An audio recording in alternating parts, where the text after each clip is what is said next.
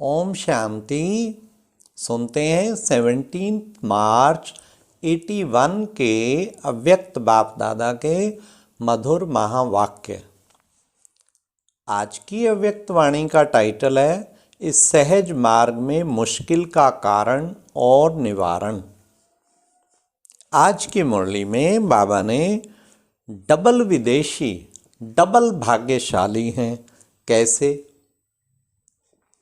फिर प्यारे बाबा ने बताया ना चाहते भी किसकी याद आती ही रहती।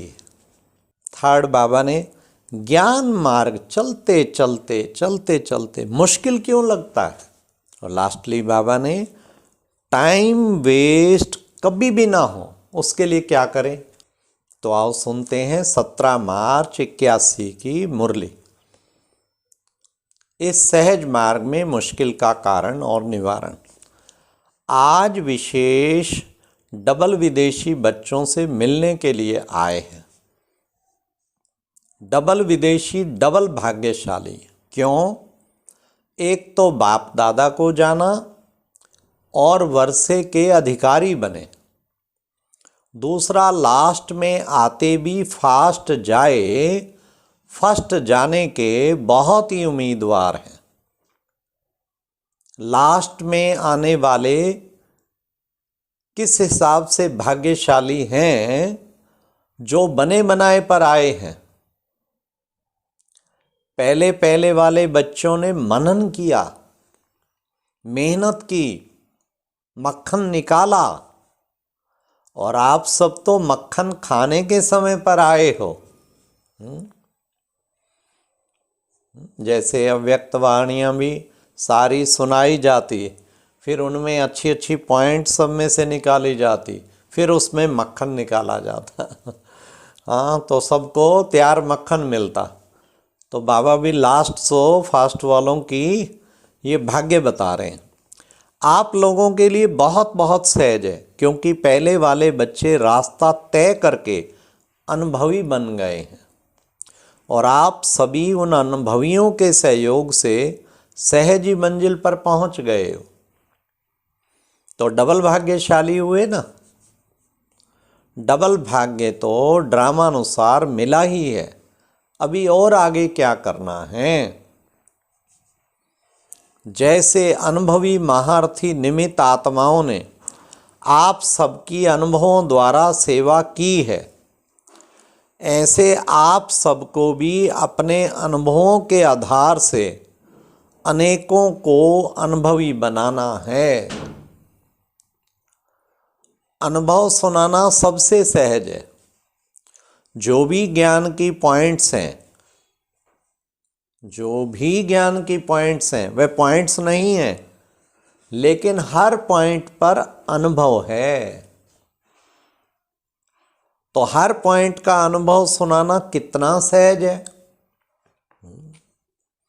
इतना सहज अनुभव करते हो वह मुश्किल लगता है। एक तो अनुभव के आधार के कारण सहज है, और दूसरी बात आदि से अंत तक का ज्ञान एक कहानी के रूप में बाप दादा सुनाते हैं। तो कहानी सुनना और सुनाना बहुत सहज होता है।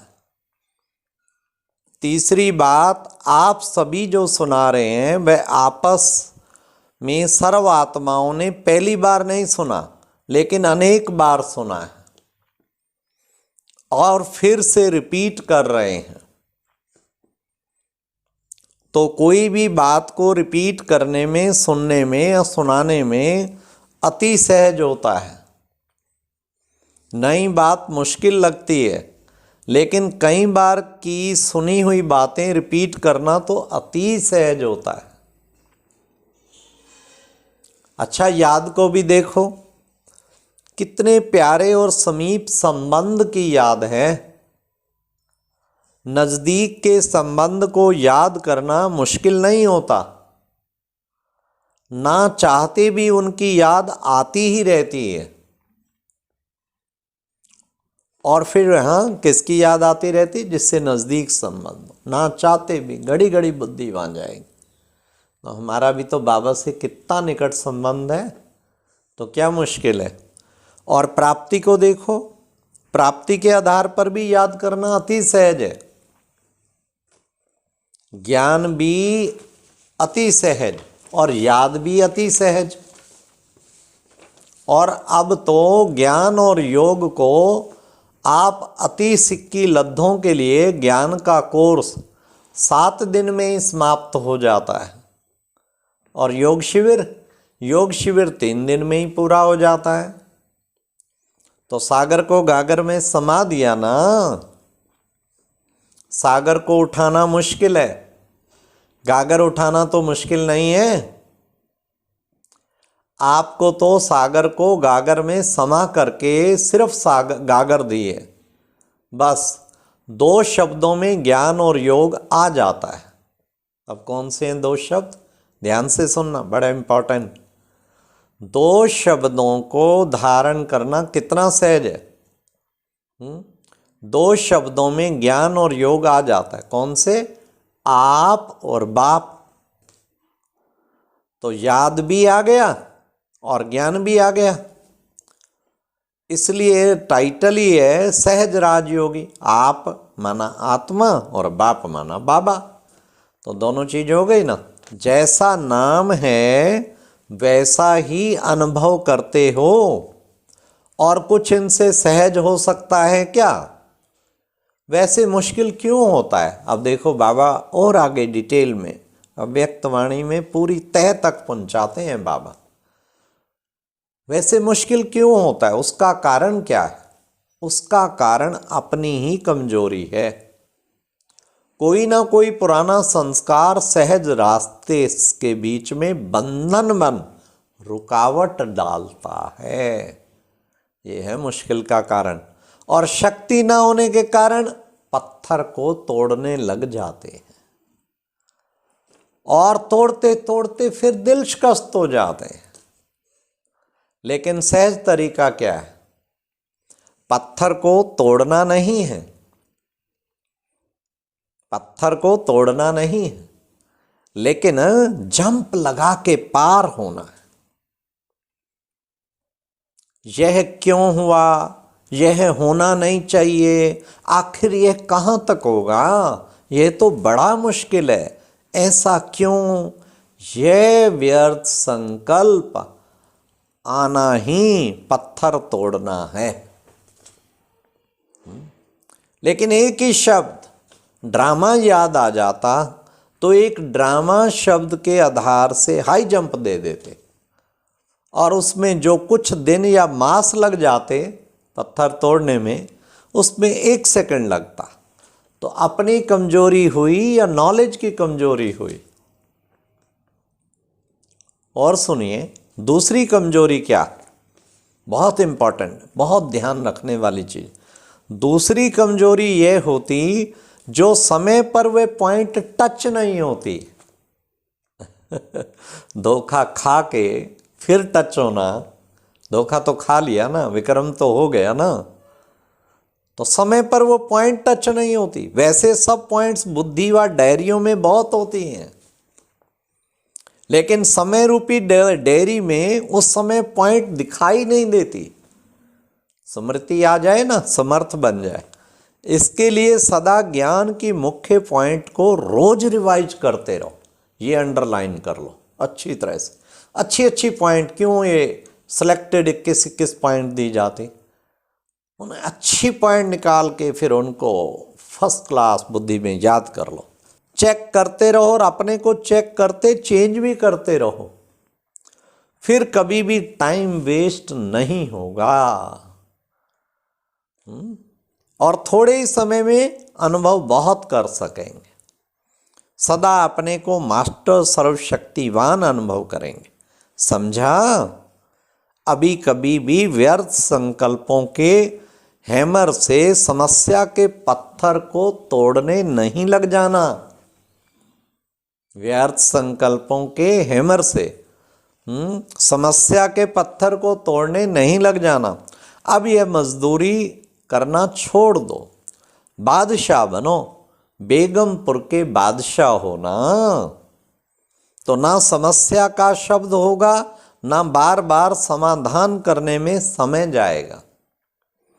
यही संस्कार पुराने आपके दास बन जाएंगे, वार नहीं करेंगे। तो बादशाह बनो, तख्त नशीन बनो, ताजधारी बनो और तिलकधारी बनो। प्यार बाप का है बच्चों से, एक जन्म की तकदीर नहीं, 21 जन्मों की तकदीर और अविनाशी तकदीर है, यह गारंटी है ना। हाँ, तो बाप प्रश्न पूछा है, बाप दादा हर स्थान की रिजल्ट किस आधार पर देखते हैं? तो उत्तर क्या है? उस स्थान का वायुमंडल व परिस्थिति कैसी है, उसी आधार पर बाप दादा रिजल्ट देखते हैं। अगर सख्त धरनी से कलराठी जमीन से 2 फूल भी निकले तो वह 100 से भी ज्यादा है। बाबा 2 को नहीं देखते, लेकिन 2 भी 100 के बराबर देखते। कितना भी छोटा सेंटर हो, छोटा नहीं समझना। कहां क्वालिटी है तो कहां क्वांटिटी। जहां भी बच्चों का जाना होता है वहां सफलता आपका जन्म सिद्ध अधिकार है। कहीं दिलशकस्त हो जाते ना, हमारे पास तो 4 स्टूडेंट हैं, 8 हैं। बाबा ने कहा क्वालिटी वाले हों 100 के बराबर। प्रश्न, किस डबल स्वरूप से सेवा करो तो वृद्धि होती रहेगी? तो उत्तर है रूप और बसंत, दोनों स्वरूप से सेवा करो। दृष्टि से भी सेवा, मुख से भी सेवा, एक ही समय दोनों रूप की सेवा डबल रिजल्ट निकालेगी। तो ये थी प्यारे बाप दादा के आज के महावाक्य। कितना सुंदर बाबा ने कहा, प्राप्ति के आधार पे, संबंध के आधार पे ना चाहते भी याद आएंगे। और साथ साथ बाबा ने मुश्किलातों का कारण बताया जिसको गांठ बांध लेने चाहिए। समय पे पॉइंट्स का याद आना, समय पे भूल जाते हैं, वो नहीं होना चाहिए। उसके लिए मुख्य मुख्य पॉइंट्स की लिस्ट बना के उनको खूब रिवाइज करते रहो, तो उससे हमारी बहुत ही अच्छी स्थिति बन जाएगी और कभी भी मुश्किल लगेगा ही नहीं। अच्छा, ओम शांति। और अब यह एक बहुत अच्छी वीडियो भी जरूर देखें।